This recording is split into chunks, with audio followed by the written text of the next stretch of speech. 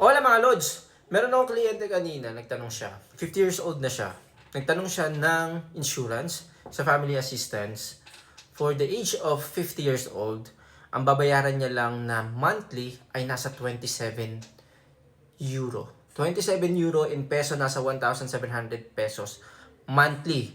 Ano-ano yung mga inclusion nun? Merong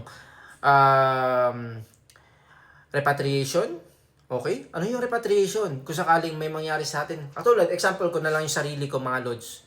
May mangyari sa akin dito, gusto ko ibalik yung katawan ko sa Pilipinas, covered siya. Kung gustong i-verify ng family ko na katawan ko yon, lahat ng gagastusin papunta pabalik, accommodation ng miyembro ng family ko, sagot ng insurance na to.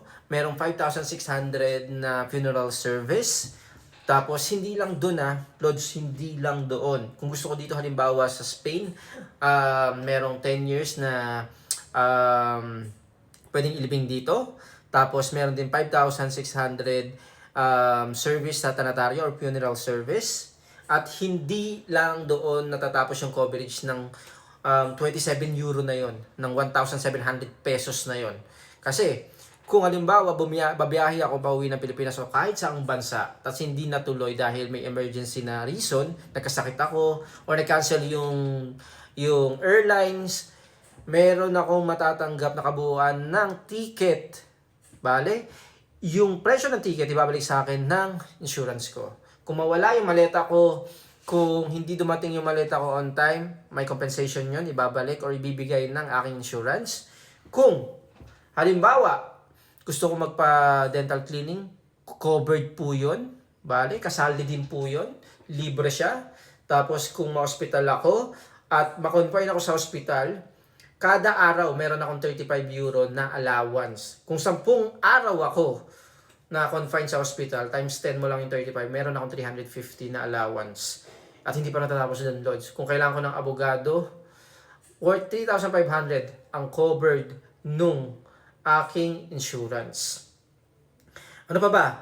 Kung ang cause of death ng isang taong insured or ako, for example, ay accident, merong 48,000 euro. 48,000 euro mapupunta sa beneficiaryo ko. 48,000 euro times, sabi mo na 63 yung rate ngayon. 3 million ang mapupunta sa aking beneficiaryo. At hindi lang yan. Kung ang halimbawa, meron akong pwede makuha sa 48,000 euro na yon. Kung, halimbawa, maputulan ako ng daliri, merong nakaalat na percent doon sa ganong klaseng pangyayari. Depende sa anong mangyari. For example, 10% nun maputulan ng daliri. So, meron akong 480 agad-agad ibibigay sa akin ng aking sanitas. Ng aking insurance. So, mga Lods, for 50 years old, napakarami ng coverage. Tapos 27 euro lang. Tamang-tama yung decision ng aking kliyente na kumuha siya. Imagine 1,700 pesos. Tapos ganun karami yung coverage niya.